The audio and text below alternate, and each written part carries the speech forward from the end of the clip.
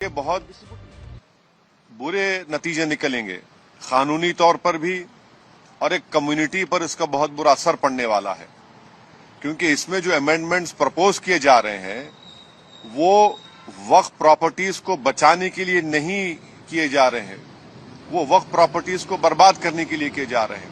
तो दो ही दक्षिणा मांगी हैं, सनातन बोर्ड का निर्माण और वक्फ बोर्ड का कल्याण। नहीं, यहां से तो प्रस्ताव पारित हो गया, यहां से तो धर्म संसद ने इस प्रस्ताव को पारित कर दिया।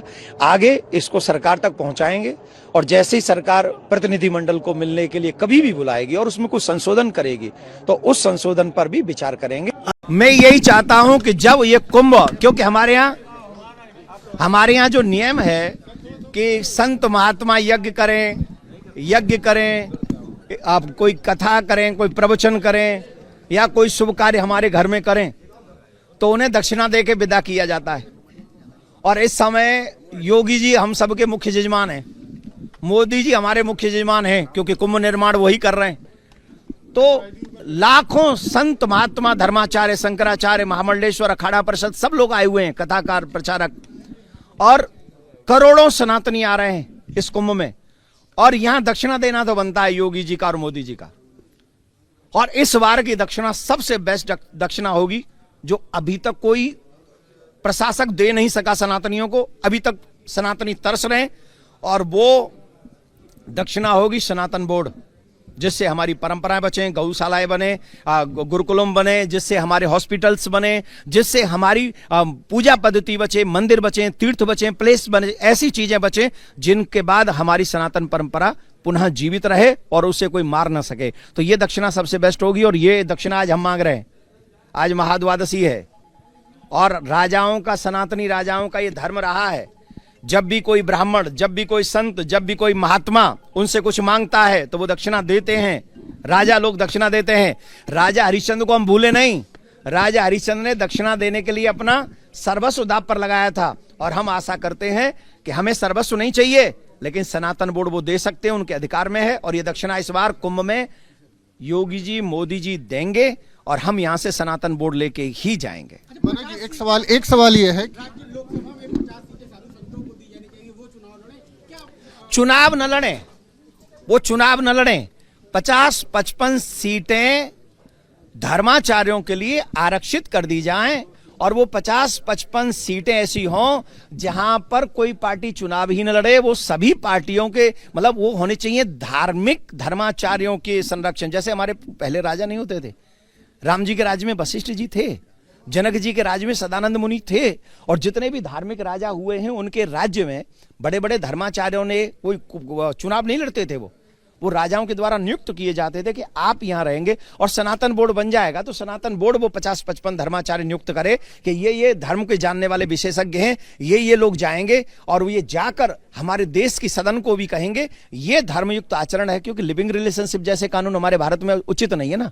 हम अपने बच्चों को इतना फ्रीडम दे रहे हैं कि वो हमारे परिवारों को भी तोड़ रहे हैं। तो वो कुछ चीजें धर्माचार्यों के हिसाब पे छोड़ देनी चाहिए। धन्यवाद।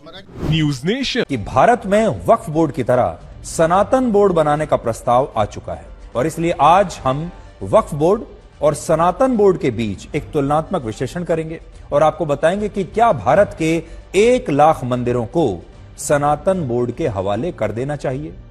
महाकुंभ में आयोजित हुई चौथी धर्म संसद में पहली बार सनातन बोर्ड का एक नया प्रारूप पेश किया गया है, और इसके तहत देश के सभी बड़े मंदिरों का संचालन और प्रबंधन ऐसी समितियों और बोर्ड द्वारा नहीं किया जाएगा जिनका गठन इस समय सरकारें करती हैं। यानी सरकार के नियंत्रण से इन मंदिरों को बाहर निकाला जाए और ये सारे मंदिर एक सनातन बोर्ड के तहत आ जाएं।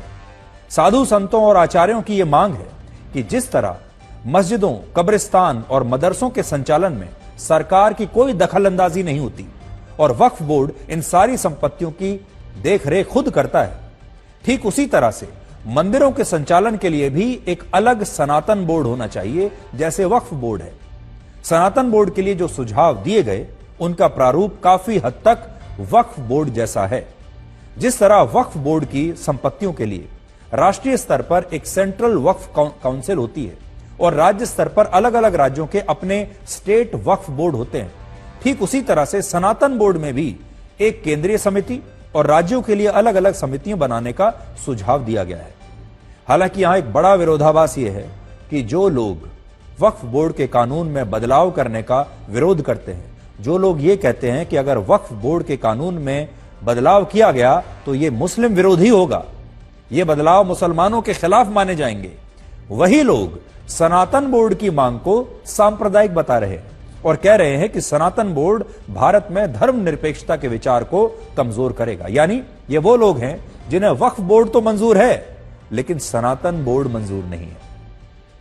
आज हमारा सवाल यह है कि अगर धर्मनिरपेक्ष भारत में वक्फ बोर्ड हो सकता है तो सनातन बोर्ड क्यों नहीं हो सकता?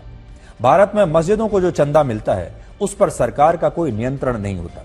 किसी भी राज्य की सरकार यह नहीं कह सकती कि वो मस्जिदों को होने वाली आमदनी का कुछ हिस्सा विकास के कामों पर खर्च करेगी, क्योंकि उन्हें वो पैसा मिलता ही नहीं।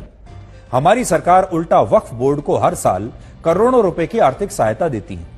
केंद्र सरकार के अल्पसंख्यक मंत्रालय से वक्फ बोर्ड को हर साल 60 से 65 करोड़ रुपए दिए जाते हैं और राज्य सरकारें भी वक्फ बोर्ड को हर साल 10 से 50 करोड़ रुपए के आसपास देती हैं। यह सब तब होता है जब मस्जिदों को दान में मिलने वाले चंदे से सरकारों को एक पैसा नहीं मिलता, लेकिन दूसरी तरफ मंदिरों से सरकारों को हर साल लाखों करोड़ों रुपए की कमाई होती है। भारत में छोटे बड़े प्रमुख मंदिरों की संख्या इस समय 6.5 लाख से ज्यादा है। कुल मिलाकर भारत में छोटे बड़े मंदिर अगर होंगे, इनमें लगभग 1 लाख मंदिर ऐसे हैं जिनकी आमदनी में राज्य सरकारों का एक बड़ा हिस्सा होता है। 1 लाख मंदिर। तमिलनाडु में 30,000, आंध्र प्रदेश में 20,000, कर्नाटक में 28,000, तेलंगाना में 3,000, मध्य प्रदेश में 500, महाराष्ट्र में 550, उत्तराखंड में 50, हिमाचल प्रदेश में 30 ऐसे प्रमुख मंदिर हैं जिनकी आमदनी में राज्य सरकारों का एक बड़ा हिस्सा होता है। जो भी पैसा वहां पर लोग चढ़ाकर आते हैं चंदे के रूप में, अपनी आस्था के हिसाब से उस पैसे में एक बड़ा हिस्सा सरकार ले लेती है। भारत के इन 1 लाख मंदिरों में हर साल भारत के लोग 8 से 10 लाख करोड़ रुपए का चढ़ावा देते हैं। 8 से 10 लाख करोड़ एक साल में।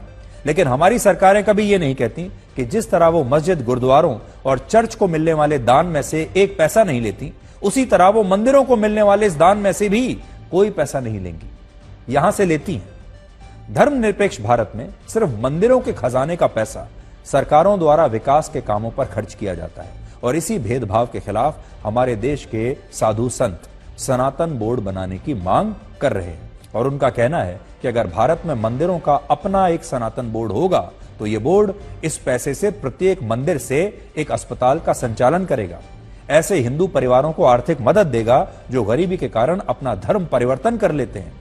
छोटे मंदिरों के विकास के लिए आर्थिक मदद देगा, मंदिरों की संपत्ति की देखरेख करेगा। अनुमान है कि इस समय भारत के प्रमुख मंदिरों के पास 50 लाख करोड़ रुपए की जमीन, 3,000 टन से ज्यादा सोना और दूसरी संपत्ति हो सकती है। और अभी इन संपत्तियों की देखरेख जिन समितियों और ट्रस्ट द्वारा की जाती है, उन समितियों का गठन सरकारें करती हैं और सरकारों का मंदिरों की संपत्तियों पर प्रत्यक्ष और अप्रत्यक्ष रूप से काफी नियंत्रण होता है, जबकि मस्जिदों की संपत्तियों पर सिर्फ वक्फ बोर्ड का नियंत्रण होता है। आज बहुत सारे लोग ये भी कहते हैं कि भारत में वक्फ बोर्ड की व्यवस्था 1000 वर्ष पुरानी है, इसलिए वक्फ बोर्ड की तर्ज पर सनातन बोर्ड बनाने की मांग करना उचित नहीं होगा। लेकिन सच्चाई यह है कि यह दावा भी पूरी तरह सच नहीं है। ऐसा माना जाता है कि भारत में वक्फ बोर्ड की शुरुआत मुस्लिम आक्रमणकारी मोहम्मद गौरी ने आज से 830 वर्ष पहले की थी और मोहम्मद गौरी के बाद गुलाम वंश, दिल्ली सल्तनत, मुगल और अंग्रेजों के शासनकाल में भी वक्फ की संपत्तियों को लेकर एक व्यवस्था कायम रही। लेकिन भारत में वक्फ को लेकर पहला कानून दिल्ली सल्तनत, मुगल या अंग्रेजों ने नहीं बनाया, बल्कि यह पहला कानून आजाद भारत में वर्ष 1954 में बनाया गया, जब देश के प्रधानमंत्री थे पंडित जवाहरलाल नेहरू। और पंडित नेहरू के बाद वर्ष 1995 और फिर 2013 में कांग्रेस ने इन कानूनों में ऐसे संशोधन किए जिससे वक्फ को बहुत सारे नए अधिकार मिल गए। इनमें एक अधिकार यह भी था कि वक्फ अगर आपकी जमीन पर अपना दावा कर दे तो आपको ही वक्फ की अदालत में जाकर यह खुद साबित करना होगा कि आपका घर आपका है और वक्फ का नहीं है। लेकिन जो वक्फ बोर्ड इस पर दावा कर रहा है उसे यह साबित करने की आवश्यकता नहीं। सोचिए, एक तरफ हमारे देश ने, कांग्रेस ने वक्फ की संपत्तियों के लिए ऐसे सर्वशक्तिशाली कानून बना दिए और दूसरी तरफ इसी देश में मंदिरों को मिलने वाले दान में सरकारें भी एक हिस्सेदार बनकर सामने आ गईं और सरकारें इनडायरेक्टली इन मंदिरों को भी कंट्रोल करने लगी। संयोग की बात यह है कि जब 27 जनवरी को महाकुंभ की धर्म संसद में साधु संतों ने सनातन बोर्ड बनाने की मांग की, तब उसी दिन ज्वाइंट पार्लियामेंट्री कमेटी ने वक्फ बोर्ड के कानून में 14 संशोधनों के प्रस्तावों को स्वीकार कर लिया और विपक्षी सांसदों की 500 से ज्यादा आपत्तियों को खारिज कर दिया। यहां आपको यह भी देखना होगा कि एक तरफ सरकार है जो वक्फ बोर्ड के अधिकारों की समीक्षा करके उनमें बदलाव लाना चाहती है, और दूसरी तरफ विपक्ष है जो लगातार इन बदलावों का विरोध कर रहा है, जबकि ये बात सब जानते हैं कि वक्फ बोर्ड कई राज्यों में पूरे के पूरे गांवों की जमीनों पर अपना दावा कर चुका है। तो इसके बहुत बुरे नतीजे निकलेंगे, कानूनी तौर पर भी और एक कम्युनिटी पर इसका बहुत बुरा असर पड़ने वाला है, क्योंकि इसमें जो अमेंडमेंट्स प्रपोज किए जा रहे हैं वो वक्फ प्रॉपर्टीज को बचाने के लिए नहीं किए जा रहे हैं, वो वक्फ प्रॉपर्टीज को बर्बाद करने के लिए किए जा रहे हैं। तो दो ही दक्षिणा मांगी हैं, सनातन बोर्ड का निर्माण और वक्फ बोर्ड का कल्याण।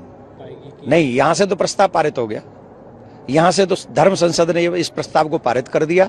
आगे इसको सरकार तक पहुंचाएंगे और जैसे ही सरकार प्रतिनिधिमंडल को मिलने के लिए कभी भी बुलाएगी और उसमें कुछ संशोधन करेगी तो उस संशोधन पर भी विचार करेंगे। अल्लाह मालिक है, वही मालिक है, वही वक्फ को भी बचाएगा। वक्फ को कुछ भी करने का चाहे करें, मगर अल्लाह के नाम को मिटा नहीं सकते, उसके पैगंबर के नाम को मिटा नहीं सकते। मिटाएं जो भी मिटाना होगा। आज तक वक्फ गलत नहीं था। अल्लाह जो है वही सब कुछ है, उसके सिवा कुछ भी नहीं है।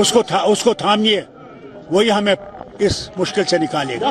सनातन की जब बात उठती है तो लोग कहते हैं कुछ बोर्ड बनना चाहिए, कुछ ऐसा होना चाहिए। बात बोर्ड की नहीं है, केवल बात वक्फ की हो या सनातन की हो, मैं कहना चाहूंगा जो भी बने वो संविधान के दायरे में बने। संविधान का दायरा है, कोर्ट है, कानून है, तो पक्का मान के चलिए ये सारी चीजें सफल होंगी, नहीं तो सारी चीजें धरी रह जाएंगी। भारतीय जनता पार्टी धार्मिक सेंटिमेंट्स पर अपनी राजनीति कर रही है और उसे लगता है कि धार्मिक राजनीति करके, मुसलमानों की मुखालफत करके वो सत्ता हासिल कर सकती है। सनातन धर्म विश्व में फैले करोड़ों सनातनियों की सांझी विरासत है, लेकिन हमारी ये सांझी विरासत आज संकट में है। आप देख सकते हैं हमारे मंदिरों के ऊपर अत्याचार हो रहा है, गौशाला में प्रॉब्लम्स क्रिएट कर रहे हैं।